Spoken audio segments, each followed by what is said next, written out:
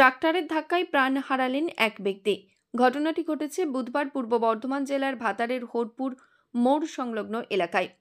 এদিনে ভাতার থানার পুলিশ দেহ ময়নাতদন্তের জন্য পাঠায়। জানা যায়, মিরেপাড়া এলাকার বাসিন্দা মীর নাজির আলী। তিনি তার স্ত্রীকে নিয়ে বলগোনা যাচ্ছিলেন মোটর বাইকে করে।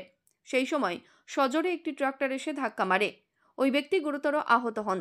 তাকে তড়িঘড়ি উদ্ধার করে ভাতার ব্লক হাসপাতালে নিয়ে গেলে সেখানেই কর্তব্যরত চিকিৎসকরা মীর নাজির আলীকে মৃত বলে ঘোষণা করেন।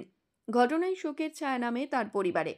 এই ঘটনার পর পুলিশ মৃত মীর নাজির আলীর দেহ উদ্ধার করে ময়নাতদন্তের জন্য পাঠায় বর্ধমান মেডিকেল কলেজ ও হাসপাতালে। আমাদের হোরপুরে হসপিটালটা আছে, ওইখানে ফার্স্ট সকালে অ্যাক্সিডেন্টটা হয়েছে। উনি আপনার স্ত্রীকে নিয়ে ট্রেন ধরতে আসছিলেন, দিয়ে ইটের ট্র্যাক্টর, যেখানে 1500-2000 ইট ট্র্যাক্টরের লোড থাকে, মানে তার লোডের চেয়েও বেশি ওই ট্র্যাক্টরের সঙ্গে অ্যাক্সিডেন্টটা হয়েছে। এখন কোথায় এসছেন?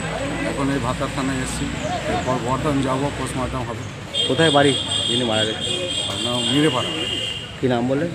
নাজির আলী। কত বয়স হবে? বয়সটা আপনার 40 আপ হবে। বাড়িতে কে কাজ? বাড়িতে ওনার স্ত্রী আছে, ছেলে আছে। কি কাজ করতেন? স্টেশনে জায়গাতে আপনার সব দোকান ছিল। আমিরুল ইসলামের রিপোর্ট, সংবাদ আজকে নিউজ।